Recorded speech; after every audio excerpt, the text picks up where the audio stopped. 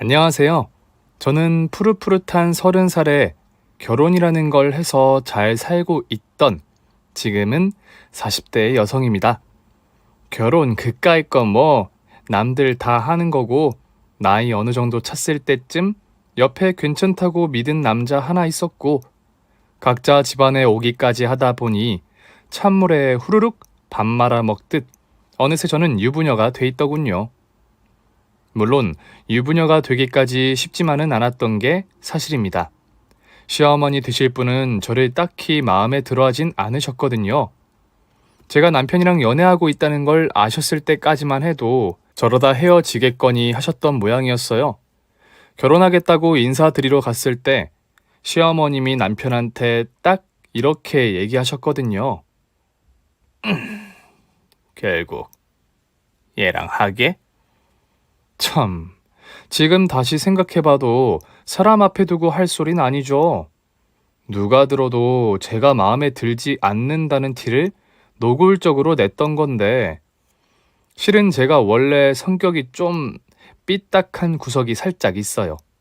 저희 친정엄마가 저 키우시면서 저한테 제일 많이 하셨던 말이 하라는 것만 하고 하지 말라는 것만 안 하면 인생 좀 편하게 살 텐데 넌 왜 그러니? 바로 이거였거든요. 뭐랄까, 나는 소망한다. 내게 금지된 것을. 이게 제 인생의 모토였다고나 할까요? 제가 뭔가 하려고 시동을 부릉 걸 때 누군가 거기에 대해서 태클을 걸면 저는 오기가 발동해서 그걸 꼭 반드시 무슨 일이 있어도 하고야 마는 성격이었던 겁니다. 그러니 시어머니의 그런 노골적으로 저를 탐탁치 않아 하는 그 태도에도 저는 발끈해버리고 말았던 거죠. 지금 와서 생각하면 난 왜 그래야만 했을까? 땅을 치고 후회할 일이지만 뭐 아무튼 그땐 그랬습니다. 특히나 시어머니의 반대 이유라는 게 좀 별로였어요. 저는 전문대 호텔 조리학과를 졸업했거든요. 남편은 4년제 대학 호텔 경영학과를 나왔고요. 딱 아시겠죠? 전문대 나온 네가 감히 4년제 나온 내 아들을 후려? 뭐 요런 느낌? 근데 그거 아니거든요. 4년제 대학 나와 수년째 호텔 막내 매니저로 일하던 당신 아들이 전문대 나와서 호텔 주방에서 승승장구하던 저를 아주 제대로 후려서 결혼까지 오게 된 거였거든요. 그리고 무엇보다 시어머님이 아무리 저를 못마땅해 하셔도 저는 그 결혼을 할 수밖에 없었죠. 그때도 시어머님한테 당당하게 말씀드린 적이 있습니다. 어머님이 저 못마땅해 하셔도 어쩔 수 없네요. 제 뱃속에 어머님 손주 들어있거든요. 남편이 그것까진 얘기를 안 했는지 깜짝 놀라시는 것 같더군요. 그런데도 무슨 이유에선지 놀라는 티는 안 내셨죠. 누가 뭐래니? 아주 혼수 하나는 제대로 해가지고 오는구나. 시어머님 말씀은 분명 비꼬는 얘기였지만 저는 또 그걸 절대로 놓치지 않았습니다. 그쵸, 어머님. 혼수 하나 아주 제대로 했으니까 다른 건 형편되는 선에서 적당히 해도 되겠죠? 아들인데요. 이 집 대를 이을 혼수. 맞죠, 어머님? 제 얘기에 시어머님 얼굴은 아주 불그락 푸르락 동공지진 제대로 와 주시더군요. 그런데 뭐 어쩌겠어요. 당신이 먼저 뱉은 말인데다가 집도 뭐 그렇게 좋은 거 해주시는 정도는 아니었기에 더 이상 잡음 없이 깔끔하게 혼수 문제를 정리했죠. 사는 동안 가끔씩 했던 얘기 또 하고 또 하는 여느 어르신들처럼 시어머니는 잊을만 하면 한 번씩 그 문제를 끄집어내시긴 했지만 뭐 그건 별로 중요한 게 아니었습니다. 다 지나간 일인데요, 뭘. 지나간 일 왈가왈부 해봤자 뭐 하겠습니까? 그래봤자 그거 기억하고 있는 당사자만 억울하고 피곤한 일인 거죠. 보시다시피 저는 긴 건 기고 아닌 건 아닌 게 확실한 편인데다 뒤끝도 없는 편이어서 결혼을 한 후에는 오히려 무탈하게 잘 지낼 수 있었습니다. 시어머님 잔소리야 뭐 그 정도 잔소리는 어느 시어머니나 한다. 요렇게 생각하면 하나도 스트레스 받을 일 없었고 오히려 그 잔소리 중에 제가 들을 만한 게 있으면 쏙 뽑아먹고 아닌 거는 한 귀로 듣고 한 귀로 흘리면 그만이었으니까요. 남편도 딱히 속썩이는 거 없이 하던 일 계속 잘하고 있었고 혼수로 해간 아들도 무럭무럭 자라 어느새 초등학교 1학년이 됐습니다. 원래 저도 호텔 주방 일을 계속 했었는데요. 아이가 초등학교 들어가면서부터는 제가 곁에 있는 게 좋겠다는 생각으로 남편과 합의하에 저는 휴직을 하게 됐습니다. 그런데 그게 화근이었네요. 제가 휴직하고 아들의 뒷바라지와 살림에만 전념한 지 6개월쯤 됐을 때 같은 호텔에 근무했던 친한 동생에게 연락이 왔습니다. 마침 저희 동네 근처에 와 있다기에 아이가 학교 간 사이 잠깐 차라도 한 잔 마실 겸 만나기로 했죠. 그런데 그 동생의 얘기가 정말 충격 그 자체였습니다. 언니, 혹시 매니저님 요즘 괜찮아? 내 남편? 갑자기 내 남편은 왜? 너 호텔에서 매일 볼 거 아니야. 괜찮은지 아닌지 물어보지 그래. 그게 아니고, 아우, 내가 이 얘기를 언니한테 해야 되나 말아야 되나? 이 여우 같은 기집애야. 그렇게 얘기 꺼냈으면 100% 해야지. 말아야 되나는 뭐니? 좀스럽게. 뭔데? 해봐. 아, 언니, 김지배인님 알지? 불려시? 직원들 성과 내면 맨날 지가 다 가로채고 직원들 실수하면 책임은 안 지는 그 불려시? 근데 왜? 아니, 얼마 전부터 이상한 소문이 돌아. 호텔 VIP 룸에서 둘이 같이 나오는 거 본 사람들이 몇 있더라고. 내 남편이랑 불려시가? VIP 룸 손님 같이 상대하나 보지. 근데 그게 왜? 아니, 착하면 척이지. 언니는 원래 이렇게 둔했어? 아니면 결혼하고 애 낳고 살다 보면 다 언니처럼 둔하게 돼? 친한 동생은 저를 답답해했습니다. 그런데 저 둔한 여자 아닙니다. 제가 호텔 휴직한 지 6개월 동안 연락 한 번 없던 그 동생이 갑자기 제 생각이 났다고 전화 왔을 때부터 뭔가 이상한 낌새를 눈치챘고요. 심지어 우리 동네 근처라는 얘기 듣고는 98% 확신했습니다. 제 남편 얘기할 거라는 거요. 그리고 나머지 2%는 그 불려시 이름 꺼내자마자 100%가 됐죠. 아니, 120% 확신했습니다. 저는 이미 짐작부터 확신까지 모두 끝냈지만 그렇다고 회사 동료 앞에서 그걸 티내고 싶진 않았을 뿐이에요. 그래, 내 남편이 그년이랑 바람났다고 어떻게 그걸 동료 앞에서 쿨하게 인정하겠습니까? 그래봤자 요놈의 지지배는 또 호텔에 돌아가서 동료들에게 그 언니가 이러더라 하면서 조잘조잘 나불댈 게 뻔한데요. 그래서 끝까지 모른 척 둔한 여자 코스프레 했습니다. 결국 동생도 아유 됐다 언니. 내가 괜한 얘기를 한 것 같네. 그냥 언니 편한 대로 생각해. 남의 집 일에 내가 감나라 배나라 할 것도 아니고. 이렇게 마무리하고 갔습니다. 부글부글 속이 끓어오르는 걸 애써 참고 끝까지 웃으면서 동생을 배웅했죠. 실은 저요. 이미 오래전부터 눈치 까고 있었습니다. 휴직하기 직전에 알아챘죠. 저희 호텔에서는 휴직을 하려면 문제의 그년, 김지배인이란 사람에게 컨펌을 받아야 하는데요. 특히 육아휴직 같은 경우에는 이 여시가 엄청 까다롭게 군다는 걸 모두 알고 있단 말이죠. 나이 40 되도록 아직 시집 안 가고 일에만 매달려 지내서 그런지 여성 직원들이 육아휴직만 한다고 하면 온갖 꼬투리를 다 잡아가며 모욕을 주기로 유명했다고요. 이래서 여직원들은 안 된다느니 육아휴직하는 여자들은 유급 휴가 주면 안 된다느니 하면서요. 뭐 그 돈을 지가 줍니까? 지 통장에서 빠져요?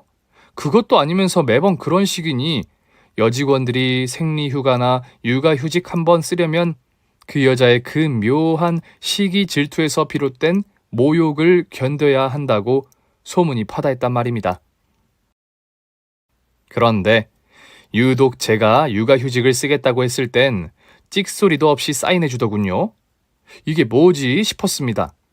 처음엔 진짜 100% 궁금해서 제가 물었죠. 육아휴직 쓴다는데 별 얘기 없으시네요?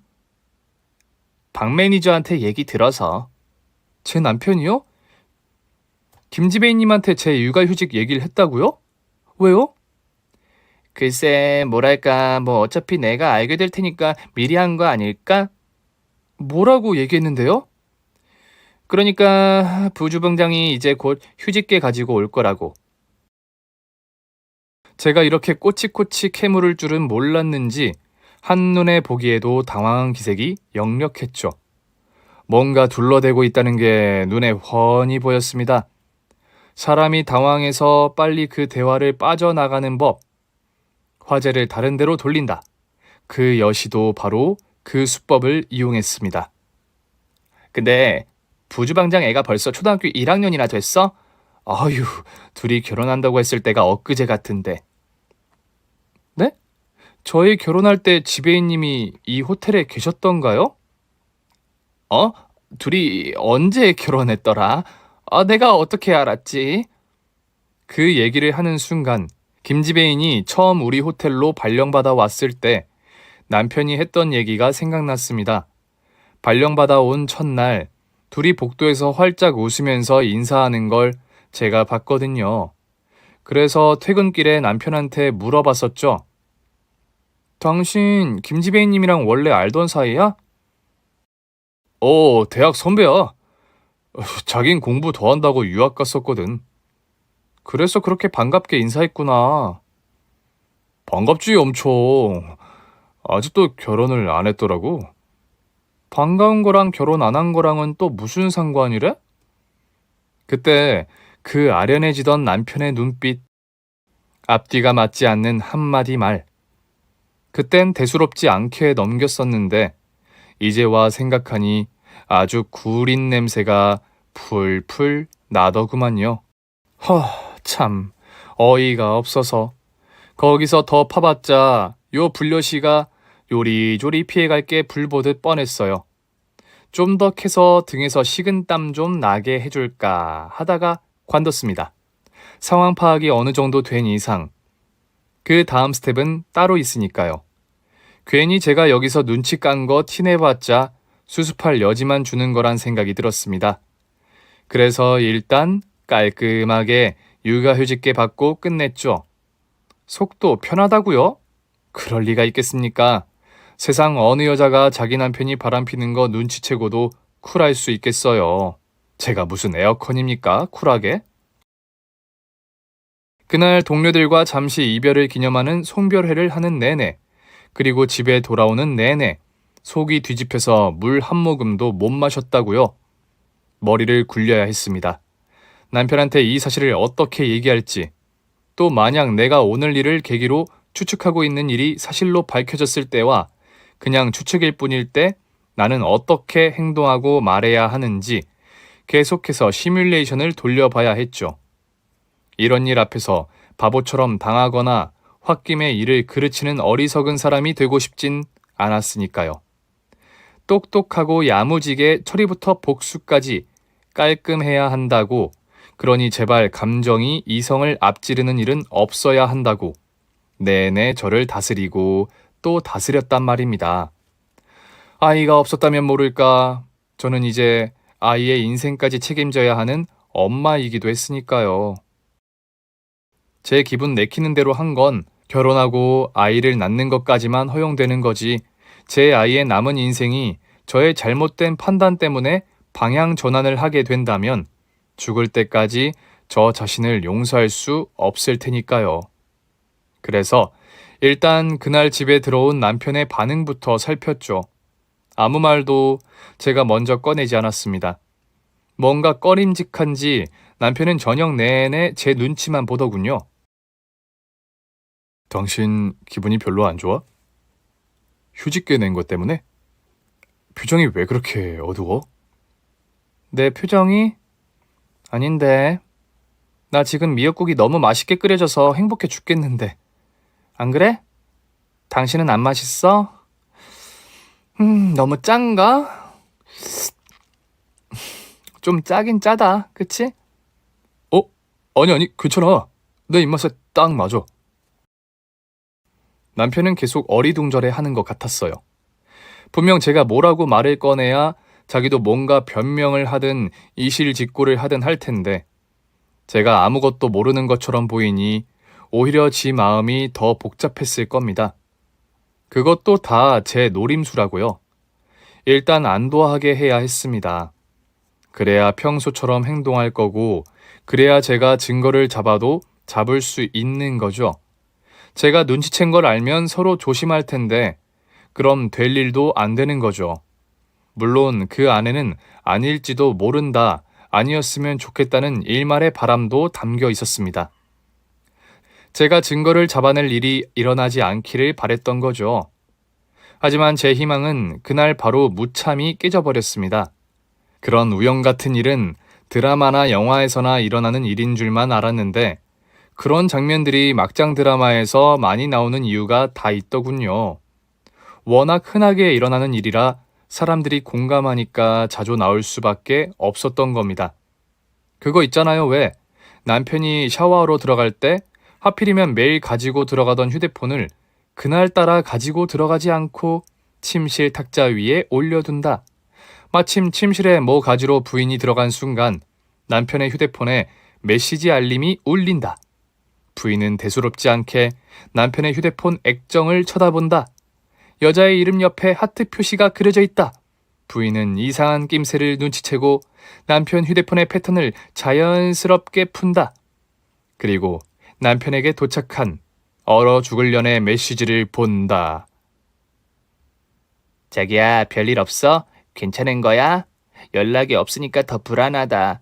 자기 부인이 혹시 휴대폰 뺏어갔어? 이거 보는 대로 연락해줘. 안 자고 기다리고 있을게. 두둥. 저요.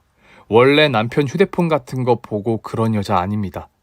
그런데 이 상황에서 여러분 같으면 보겠어요, 안 보겠어요?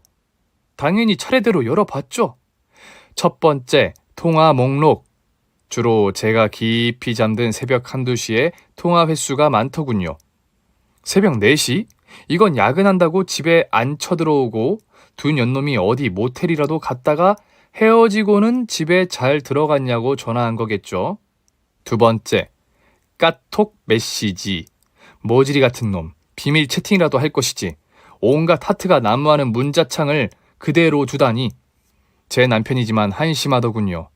세 번째, 사진 보관함. 여긴 너무 더러워서 말하고 싶지 않습니다. 네 번째, 카드 사용 이하. 생략할게요. 남편이 욕실에서 나오기 전에 저는 남편의 휴대폰에 있던 그 여자와의 증거를 모조리 제 휴대폰으로 전송해두고 아무 일도 없었던 것처럼 태연하게 행동했습니다. 심장은 벌렁벌렁 당장이라도 튀어나올 것 같았고, 이 집구석 천장 아래서 남편이랑 한 입을 덮고 잘 생각하니 구역질이 나서 아들이고 뭐고 뛰쳐나가고 싶었지만 그래선 안 되죠. 혹시라도 여러분도 그러시면 안 됩니다. 나만 손해예요? 뻔하잖아요. 물론 이런 일이 일어나면 안 되는 거고요. 그리고 그날 이후로 저는 계속해서 빼도 박도 못하는 증거들을 모으기 시작했습니다. 당연히 사람 샀죠. 흥신소요. 입에 담기도 싫은 그 인간들의 불륜 행각은 흥신소 직원에게 맡겨두고 저는 제가 하던 일에만 더 전념했습니다. 살림하는 일, 아이를 돌보는 일이요. 엄마가 평소랑 조금이라도 다르면 아이는 그 낌새를 기가 막히게 알아차리잖아요. 그런 느낌조차 주고 싶지 않아서 정말 평소처럼 행동하려고 애를 썼습니다. 일말의 동요도 없이요. 저는 아이를 위해서 그랬던 건데 오히려 그 년놈들한테 좋은 일 한 거죠 뭐. 제가 아무것도 모르는 줄 알고 신이 나서 더 들러붙고 난리도 아니었으니까요. 흥신소 직원의 실적은 차곡차곡 쌓여갔습니다. 제 분노와 울분, 배신감과 복수심도 그만큼 쌓여갔죠. 그런데 기가 막힌 일이 일어났습니다. 제가 아무런 반응을 보이지 않으니까 똥줄이 탔는지 김지배인이 저를 찾아왔더군요. 일단 무덤덤하게 만났습니다. 하지만 제가 덤덤하면 뭐합니까? 뭘 잘했다고 대놓고 잘난 척이더군요. 만나서도 제가 아무 말 안 하고 그냥 안부만 묻고 아무렇지 않게 대하니까 자기가 먼저 묻더군요. 부주방장, 너 다 알지? 올 것이 왔다 싶었습니다. 저도 당당하게 얘기했죠. 알면요? 뭐 어쩔 건데요? 아는데 지금 이러고 있는 거야? 아무렇지도 않게? 너 대단하다 진짜. 그럼 뭐 내가 울고불고 하면서 제발 헤어져 달라고 빌어요? 아니면 머리채라도 쥐어 뜯어드려요? 그것도 아니면 뭐 여기 이 물컵이라도 정수리에 부어드릴까? 시원하게 그냥? 본론만 얘기하자. 너 그냥 영수 씨랑 헤어져. 근데 왜 반말이야? 원래 우리가 말 까는 사이였던가? 그게 지금 중요하니? 영수 씨랑 헤어지라고. 고작 여기까지 찾아와서 한다는 소리 좀 봐라. 씨알도 안 먹힐 얘기를. 그럼 남편이 나랑 바람피는 사이라는 거 알고도 괜찮다는 거야? 너는 내 남편이 부인도 있고 애까지 있는 거 알고도 아랫도리 비벼놓고 그건 뭐 괜찮고? 무슨 말을 그렇게 더럽게 하니 수준하고는. 저기 옆 테이블 사람한테 좀 물어보고 싶네. 누가 들어온지. 나 집에다 영수씨 결혼할 남자라고 소개했어. 네가 이혼을 해야 내가 당당하게 결혼을 할 거 아니야. 그러니까 지금 네 말은 네가 당당하지 않다는 뜻이네. 그걸 아는 사람이 뭐 이렇게 당당해. 우리 부모님은 이미 날짜까지 다 잡아놓고 진행하고 있다고. 와, 얘기하는 내내 진짜 머리채 쥐어잡고 싶은 적이 한두 번이 아니었습니다. 그러니까 지금 그년 얘기는 이미 제 남편이란 작자가 그 집에 결혼할 남자라고 인사까지 갔다는 거잖아요? 그것도 총각행세 해가면서요? 아예 저랑 갈라설 생각이었던 거죠. 오장육부가 다 튀어나올 것처럼 역겨웠지만 꾹 참았습니다. 끝까지 저도 도도하게 굴었어요. 그렇지 않을 이유도 없었죠. 누가 봐도 제가 꿀릴 게 전혀 없는 상황이잖아요. 네 생각 잘 들었다. 내 생각도 좀 얘기할까? 니들이 일주일에 3번씩 모텔을 쳐가든 야한 동영상을 둘이 찍어서 휴대폰에 간직하든 말든 내 알 바 아니고 넌 그냥 세컨드로 살아. 이게 내 생각이야. 할 말 다 했지? 나도 할 말 했으니까 안녕. 커피숍을 나오고 나서야 다리가 후들후들 떨려 주저앉을 것 같더군요. 이 망할 것이 지가 뭘 잘했다고 여기까지 찾아와서 이혼하라 말합니까? 주제 넘게요. 그리고 그날 밤 드디어 이 그지 같은 종자와 마주 앉았습니다. 이젠 숨길 필요가 없었죠. 이미 지도 다 들어서 알고 있을 게 뻔하니까요. 김지배인님이 뭐래? 김지배인님이 왜? 넌 왜 발뺌을 하냐? 새삼스럽게. 내가 우습구나 너.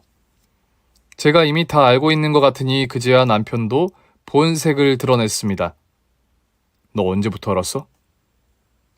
글쎄, 너랑 결혼하기 전부터? 웃기지 마. 그전엔 선배랑 만난 적 없거든? 선배 다시 우리 호텔 오기 전에는 너랑 결혼한다고 메일 보낸 게 전부야. 그땐 진짜 이런 사이 아니었다고. 야, 바람을 피려면 머리라도 좋든가. 이렇게 그냥 슬쩍 떠보는 거에 그렇게 홀라당 넘어오면 내가 재미없잖아? 좀 잔머리도 좀 굴리고 해야 내가 지켜보는 재미라도 있지. 뭐야, 너 지금 나 떠본 거야? 그럼 몰랐다는 거야? 내가 언제부터 알았는지가 이 문제의 핵심은 아닌데. 넌 왜 그게 궁금하니? 주제 파악이 안 되니? 그럼 너 어떻게 할 건데? 그것도 뭐 옳은 질문은 아니다만 그게 궁금하면 대답은 해줄게. 이혼, 내가 그걸 왜 해? 누구 좋으라고? 지은아, 그건 좀 일이 이렇게까지 됐는데 어떻게 산다는 거야? 왜 못 살아? 남편이 아랫도리 한번 잘못 놀렸다고 다 헤어지지? 아, 물론 헤어지는 것도 좋은 방법이긴 하지. 그런데 나는 그 방법을 안 택하겠다고. 나는 우리 가정을 지킬 거야. 그건 안 돼. 그러지 말자, 지은아. 왜 안 되는데? 아, 너 그 집의 총각이라고 인사해서 곧 결혼해야 돼서 그걸 다 아는데 나보고 순순히 도장 찍으라고? 그러지 말자, 영수야. 그리고 앞으로 내 이름 부르지 말자, 영수야. 알았니? 난 은석이 방에서 잘 테니까 넌 나가서 그년한테 가든지 말든지 알아서 해. 아, 혹시 갈 거면 가서 그년한테 똑똑히 전해라. 앞으로 나를 형님으로 잘 모시라고. 그래야 첩살이 편하게 시켜준다고. 맞습니다. 그게 제가 택한 방법이었어요. 누군가는 저더러 답답하다고 하겠죠? 남편이 바람난 것도 모자라 총각 행세하며 상간녀 집에 인사까지 갔다는데 그걸 그냥 내치지 뭐하러 참고 사냐고요. 거듭 말씀드리지만 저라고 마냥 속이 편해서 그랬겠습니까? 근데 그 인간들이 그 정도까지 진도를 뺐다는 건 그 시간 동안 저 따위는 안중에도 없었다는 거잖아요. 제가 당연히 이혼해 줄 거라고 생각했다는 거잖아요. 무시하고 우습게 여겼다는 거잖아요. 그런데 제가 그대로 해주는 게 맞을까요? 네, 저는 더러워서 못 살겠으니까 빠져드릴게요. 니들은 행복하게 오래오래 잘 사세요. 이게 맞다고요? 저는 그렇게 생각하지 않았습니다. 제가 뭐가 아쉬웠어요? 제가 뭐가 못나서요? 제가 다 차근차근 계획을 세웠다고 했잖아요. 그땐 이미 감정 다 빼고 한때 똑순이 소리 좀 듣던 이성 100% 발휘해서 이미 어떻게 살 건지에 대한 생각을 다 맞춰둔 상태였습니다. 물론 제가 깜빡하고 미처 신경 쓰지 못한 한 가지 복병이 더 있긴 했어요. 시어머님이요. 그 사실을 시어머님이 집에 오고 나서야 깨닫고 아차 싶었네요. 거기까진 생각을 못했었는데 시어머님의 태도를 보니 방향은 금방 잡혔습니다. 어렵지도 않았죠. 시어머님도 이미 지 아들이 밖에서 무슨 짓거리를 하고 다니는지 다 알고 계셨어요. 근데 이 양반도 어이가 없는 것이요. 아니 왜 지들이 잘못해놓고 다 저한테 당당한 거죠? 시어머님도 마찬가지였습니다. 인석이미 너 영수랑 이제 그만 살아라. 우리 영수 학벌 좋고 집안 좋은 여자랑 재혼한단다. 어머님 말씀 참 웃기게 하시네요. 재혼은 이혼을 하고 나서 하는 거죠. 이혼도 안 하고 재혼하면 그건 범죄예요. 물론 지금 하고 있는 것도 법적으론 문제 없다고들 하지만 도의적으로 인간이 할 짓은 아닌 거긴 하지만요. 그러니까 이혼 도장 찍으란 얘기야. 난 더 이상 널 며느리라고 생각 안 한다. 협박을 하시려면 제대로 하시던가요. 처음 결혼할 때부터 어머니 저 별로 안 좋아하셨잖아요. 은석이 때문에 어쩔 수 없이 받아주신 거 제가 모르나요? 그래도 지금껏 아무 탈 없이 살았는데 이제 와서 제가 왜 이혼을 하겠어요? 어머님이 저 며느리로 생각 안 하시는 것 때문에요? 그게 무서워서요? 그럼 어머님, 이건 어때요? 어머님이 저 며느리로 생각 안 하시면 은석이도 어머님 손주 아니게 되는데 그건 별로 안 무서우신가 봐요. 은석이 얘기가 나와서 말인데 이혼하면 애는 우리가 키울 테니 그리 알고. 지금이 무슨 옛날 고려적인가요? 우기면 다 되는 세상 아니에요, 어머님. 어머님 시대야 남편이 바람 피우면 그것도 여자 잘못이라고 기죽어 살고 그랬는지 몰라도 지금은 아니에요. 아유, 저녁 시간 다 됐네. 식사하시고 가실 거예요? 저 은석이 학원에 데리러 갔다가 같이 저녁 먹고 들어올 건데 같이 가실래요? 됐다. 내가 지금 밥이 목구멍으로 넘어갈 거라고 생각하니?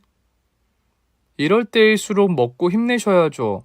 그럼 식사는 댁에 가셔서 하실 거죠? 제가 챙겨드리면 좋은데 은석이랑 오늘 햄버거 먹기로 약속을 해서요. 같이 나가시죠. 아무도 없는 집에 괜히 혼자 계시지 마시고요. 시어머님이 아예 대놓고 그러시니 저도 오히려 더 편했어요. 또 다른 플랜을 잡지 않아도 됐으니까요. 그렇게 저는 끝까지 버티기 작전을 시작했습니다. 정말 많은 인내심이 필요한 일인 거 왜 몰랐겠어요. 형식적으로만 부부라는 이름 아래 갇혀 있을 뿐 남편은 아예 그년이랑 따로 살림을 차렸고요. 그 덕에 저는 왜 아빠가 요즘은 함께 살지 않는지에 대해 궁금해하는 제 아들에게 상처받지 않게 잘 설명하느라 전전긍긍해야 했죠. 다른 건 다 견딜만 하고 참을 수 있었는데 그게 제일 힘든 부분이었죠. 그렇다고 아들에게 아빠는 요즘 바쁘다던가 잠깐 길게 출장을 갔다는 거짓말을 하고 싶진 않았어요. 그래서 이렇게 설명해줬죠. 요즘 엄마랑 아빠는 생각이 서로 많이 다르다는 걸 알았어. 은석이 왜 그거 기억나? 저번에 옆동 살던 세영이가 친구들 막 때리고 다니는 거 보고 은석이가 쟤랑은 친구 안 할래.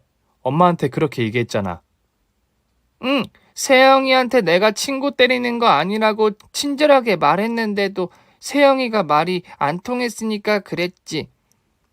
그래, 맞아. 엄마랑 아빠는 말이 잘 통하는 사람이어서 결혼을 하고 이렇게 사랑스러운 은석이를 낳았는데 지금은 많이 달라졌어. 그래서 엄마랑 아빠도 지금은 같이 안 사는 거야. 은석이가 그때 세영이랑 친구 안 한 것처럼. 근데 세영이가 이제는 친구 안 때려서 이제는 다시 친구인데.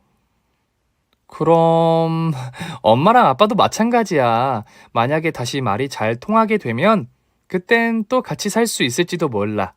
은석이랑 세영이처럼.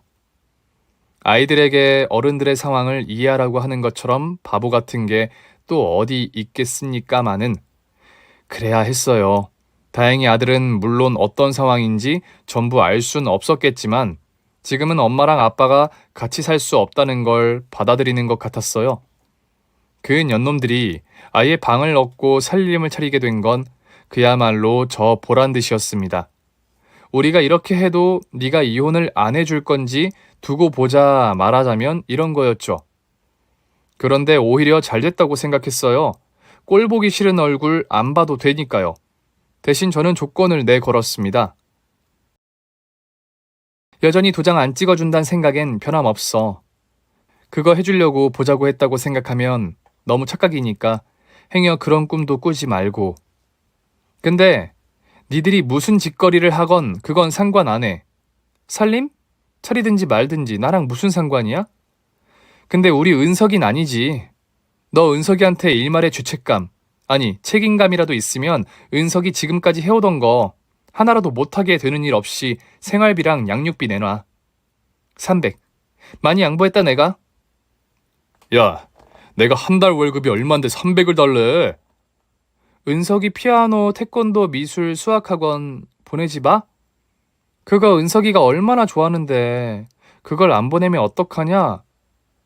최소한의 비용 산정한 거야. 너 그거 못 주겠다고 하면 월급도 못 받게 하는 수가 있어? 왜 애 키우는 걸 가지고 협박을 하고 그래? 뭘 어쩌려는 건데? 니들 둘이 어디서 먼지거리 하고 다녔는지 그거 내가 다 가지고 있어 증거. 그거 뿌리지 뭐. 난 손해볼 게 없는데 니들은 아닐걸? 그때까지 제가 대체 무슨 소리를 하려고 두 모자를 이렇게 불렀나 가만히 지켜보던 시어머님이 보다 못해 한 소리 하시더군요. 내가 듣자 하니까 도저히 안 되겠다. 너 지금 그걸 말이라고 하니? 그냥 이혼 도장을 찍으면 서로 일이 쉬울 걸 가지고 뭘 이렇게 일을 복잡하게 만들어? 어머님 아들한테 뭐라고 하시는 건 상관없는데요. 왜 저한테 그런 얘기를 하세요? 옆집 아줌마가 어머님한테 그런 소리 하면 어머님은 괜찮으세요? 뭐야? 나더러 지금 옆집 아줌마보다도 못하다는 얘기냐? 어머님이 그러셨잖아요. 저 이제 더 이상 며느리로 생각 안 하신다고요. 그건 내가 홧김에 한 소리고. 아유, 아무튼 지간에 그냥 도장 찍어 갈라서 뭘 그렇게 어렵게 살아. 제가 어렵게 살든 말든 그건 제 선택이니까요. 이혼 도장 저라고 왜 안 찍고 싶겠냐고요. 그런데 생각을 해보세요. 이혼하면 양육비, 생활비 그거 그만큼 못 받아요. 절대. 법정 양육비가 정해져 있고 남편이란 놈은 어떻게 해서든 최소한으로 주려고 기를 쓸 거란 말입니다. 제 친구 중에 한 명도 남편이 바람 피워서 결국 이혼했는데 한 달에 양육비 70만 원 준대요. 그걸로 요즘 세상에 애를 어떻게 키웁니까? 전기요금도 오르고 수도세도 오르고 물가는 하늘을 찌르고 다 오르는 마당에요. 애 밥 3끼나 먹이겠어요? 그 돈으로? 어떻게 될지 불보듯 뻔한데 제가 왜요? 혹시 제가 지금 일을 계속하고 있다면 얘기는 달라질 수 있겠지만 어쨌든 저는 지금 아이를 위해 육아휴직을 선택했고 유급휴가이긴 하지만 기본급이 나오는 거기 때문에 그거 가지고는 택도 없단 말입니다. 그래서 그런 거예요. 무슨 미련이 있어서가 아니란 말입니다. 그런데도 계속해서 되도 않는 이혼 얘기나 찌끄리고 있는 두 모자한테 제가 아예 단단히 일렀습니다. 더럽고 치사하니까 300만 원 그까이 거 받지 말까요? 그럼 저 당장 일하러 나가야 되는데 그럼 은석이 제가 못 보고 어디 맡겨야 되고 저도 은석이도 편하게 시간 못 쓰니까 어머님도 당연히 못 보실 거고 너는 어림도 없고 그래도 괜찮겠어? 아니지. 그러니까 매달 10일 네 월급 날짜에 맞춰서 꼬박꼬박 300만 원 그거 제 날짜에 안 들어오는 달엔 은석이 못 볼 줄 알아. 맞습니다. 제 계획의 가장 중요한 기준은 아이였어요. 무슨 일이 있어도 아이에게 조금도 피해가 가지 않게 할 것. 물론 100% 그럴 순 없을 거라는 건 알지만 그래도 최대한이요. 그래야만 했습니다. 그 조건을 걸고 둘이 살림을 차리건 말건 알아서 하라고 한 거였어요. 아이를 못 보게 되거나 아이가 좋아하는 걸 못하게 되는 게 그래도 아빠로서 두렵긴 했나 봐요. 하긴 워낙 자기 아들이라면 끔찍하게 예뻐하던 사람이었으니까요.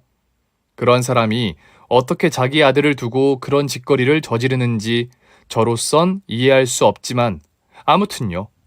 그건 시어머님도 마찬가지였습니다. 자기 손주 혹시라도 못 보게 될까봐 지 아들이 돈 보냈는지 안 보냈는지 저보다 더 꼬박꼬박 확인하시더라고요. 돈 안 보냈다고 하면 어쨌든 그 한 달간은 손주 얼굴 못 볼 테니까요. 그러면서도 그 와중에 그 인간들 어디 가서 외식도 하고 쇼핑도 하면서 행복한 가족 행세 꽤나 하고 다닌 모양입니다. 아들 학원에 데리러 갔다가 손주 데리러 오셨던 시어머님 교회 친구분을 만났는데 그분이 저한테 물으시더라고요. 은석애미야, 네 셰미랑 영수를 내가 지난 주말에 스타필드에서 마주쳤어. 거기서는 그냥 그런가 보다 인사만 하고 말았는데 생각해보니 좀 이상해야 말이지. 그때 같이 있던 여자는 너도 아는 애냐? 누구? 영수 사촌 누나야? 아, 권사님 보셨어요? 아유, 인간들 조심 좀 하지 그걸 들키냐?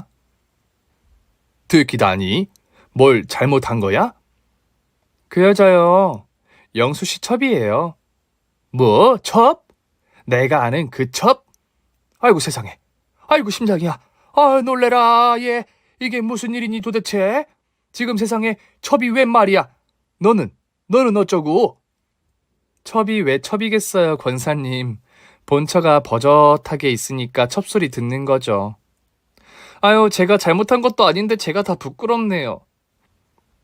권사님, 혹시라도 저희 시어머님이 얘기하시기 전엔 먼저 아는 척하지 말아주세요. 시어머님 괜히 교회에서 얼굴도 못 들고 다니실까 걱정되네요. 세상에 이렇게 착한 애를 두고 아이고 말세다 말세야. 제가 뭐 못할 얘기를 한 것도 아니고 팩트를 얘기한 것뿐이지만 실은 그 시어머니 친구라는 분 소문난 동네 스피커거든요. 그분이 알면 시어머님 다니시는 대형 교회 사람들 귀에 들어가는 건 시간 문제라고요. 아니나 다를까 그 주 일요일에 교회에서 무슨 얘기를 들었는지 시어머니가 득달같이 전화를 하셨더군요. 너 정권사한테 뭐라고 얘기를 한 거야? 애가 왜 그렇게 조심성이 없어? 할 얘기가 있고 안 할 얘기가 있지. 영수 첩들였다고 온 교회에 소문이 다 났잖니? 여러분, 정말 이상하지 않나요? 왜 이 인간들은 무슨 문제만 생기면 하나같이 다 제 잘못이라고 하는 거죠? 다른 죄인들도 그런가요? 아니면 이 집구석 인간들만 그런 건가요? 아무튼 저는 하도 어이가 없어서 화를 내려다가 또 그건 아닌 것 같아서 차분히 말씀을 드렸습니다. 저 어머님 며느리 아니라고 하셨죠? 그럼 어머님은 제 시어머님 아니신 거잖아요. 근데 왜 무슨 일 생길 때마다 저한테 전화하세요? 아무 사이도 아닌 사람한테 하실 말씀은 아닌 것 같아서요. 아, 은석이 간식 줄 시간이에요. 더 하실 말씀 없으시면 끊을게요. 그렇게 3년 가까이 끝내 도장 안 찍고 버텼습니다. 그 사이 남편이었던 작자는 잊을만 하면 한 번씩 찾아와서 쌩떼를 부렸죠. 왜겠어요? 도장 찍어달라고 그러는 거죠. 끝난 얘기 아닌가? 왜 자꾸 끄집어내? 드라마도 이렇게 질질 끌면 재미없어진다고 당신이 그랬던 거 같은데. 아니, 세진이가 자꾸 물어보잖아. 자꾸 물어보면 자꾸 설명해줘. 못 알아 처먹는 모양인데? 그걸 몰라서 물어보겠니? 당장 남들 보는 눈도 있고 부모님도 계속 재촉하시고. 그 사정을 왜 내가 알아야 돼? 나는 돈만 따박따박 들어오면 되지. 니들한테 무슨 일 있는지 안 궁금해. 너 같으면 궁금하겠냐? 아우, 진짜 사람 괴롭히는 방법도 가지가지다. 맘 편하게 좀 살자, 그냥 각자. 돈 얘기 네가 먼저 꺼냈으니까 말인데 그거 좀 깎으면 안 될까? 왜? 잘렸냐? 아니, 그건 아니고 세진이가. 니네 세진이 생각 나한테 전화로 왔니? 너 걔 대변인이야? 할 말 있으면 지가 하라 그래. 듣고 싶지도 않지만. 진짜 이 새끼는 사람 새끼도 아닌가 봐요.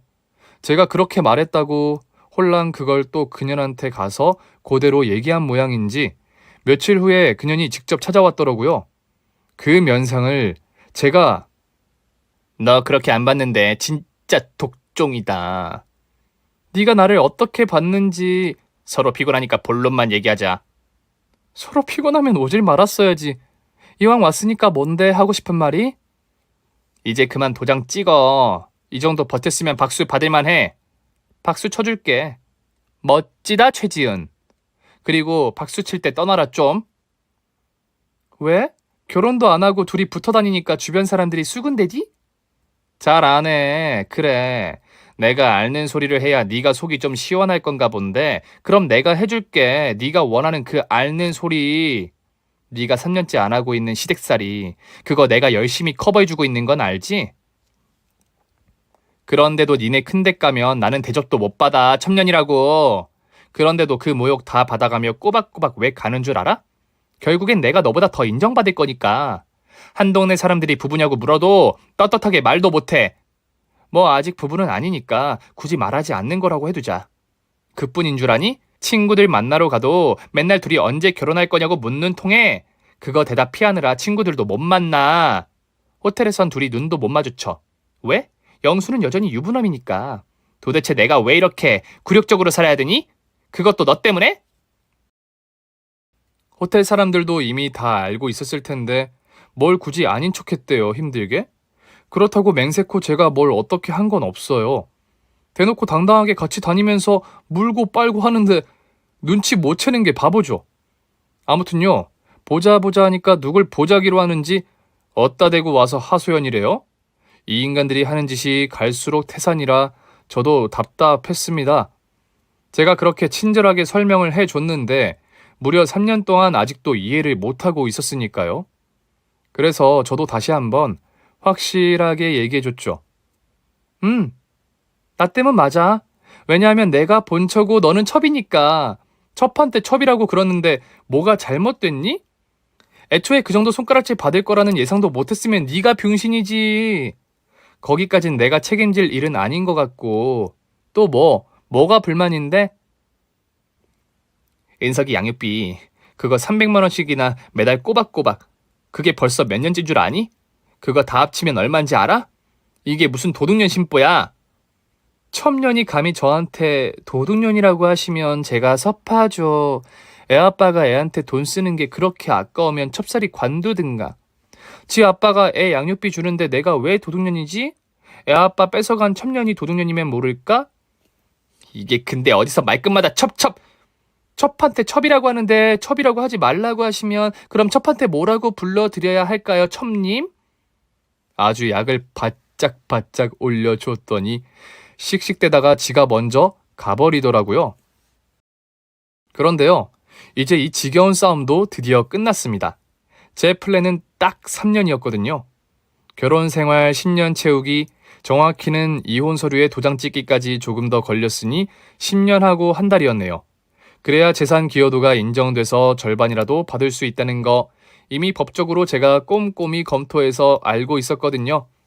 그거 못 참고 그때 홀랑 이혼해버렸으면 집도 절도 없이 이혼만 하고 위자료 달랑 코딱지만큼 받고 갈라서야 했을 겁니다. 그랬으면 저 혼자서 애를 무슨 수로 키우겠어요. 저 혼자 버는 돈으로는 분명 한계가 있는데요.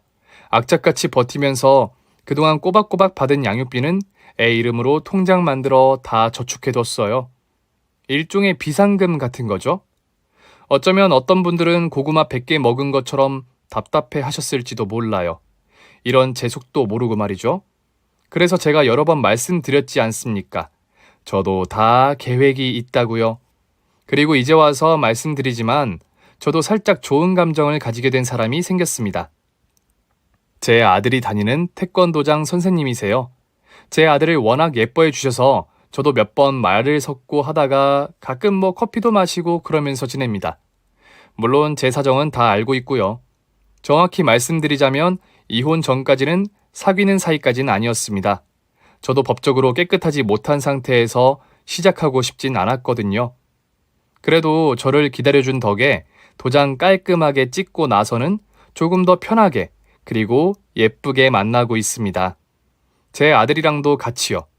가끔은 저 머리 좀 식히라고 자기가 은석이 데리고 놀아줍니다. 그런 날은 혼자 나가서 책도 보고 이제 복직할 준비도 해야 하고요. 그 호텔에 어떻게 다시 복직하겠냐고요? 그 꼴을 어떻게 보겠냐고요? 그럴 일은 없을 겁니다. 그 년놈들 헤어졌대요. 아니 쌩 난리를 치면서 이혼해달라고 사람 들볶을 때는 언제고 조금만 더 기다리면 됐을걸. 그걸 못 기다리고 그년이 떠났대요. 이혼도 못하는 상병신이라고요. 그년이 헤어지자고 하니 등신 같은 모지리가 호텔 복도에서 붙잡고 싸우고 난리도 아니었답니다. 결국 둘의 비공식적인 관계가 공식적으로 들통나 업계에 소문 쫙 발도 못 붙이게 된 거죠. 후에 남편이 한번 찾아왔어요. 지은아, 나 은석이 아빠로 다시 시작하면 안 될까? 그래서 제가 그랬죠. 법정 양육비나 꼬박꼬박 보내. 더 보내면 땡큐고 그게 은석이 아빠로서 해야 되는 네 마지막 책임이야. 돈 안 들어오면 은석이 못 보는 거 알지? 어디서 택도 없는 소리를 한답니까? 하긴 또 모르죠. 그녀는 또 다른 남자랑 결혼을 하려고 했는데 이미 친구들 사이에서 소문이 다 퍼졌고 그 소문이 그 집까지 들어간 바람에 대차게 파혼당했다니까. 아쉬워서 둘이 또 만나거나 말거나 제 알 바 아니죠. 그 인간들을 버텨내던 3년이란 시간 내내 제 알 바 아니었던 것처럼요.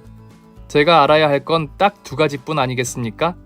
사랑하는 내 아들, 그리고 제 옆을 지켜주는 저 든든한 남자요. 그거면 저는 충분히 행복합니다. 압류, 행복하다마다요. 오늘 준비한 사연은 여기까지입니다. 재미있게 들으셨다면 구독과 좋아요, 알림 설정까지 눌러주세요. 그럼 저는 다음 사연으로 찾아뵐게요. 오늘도 건강하고 행복하세요.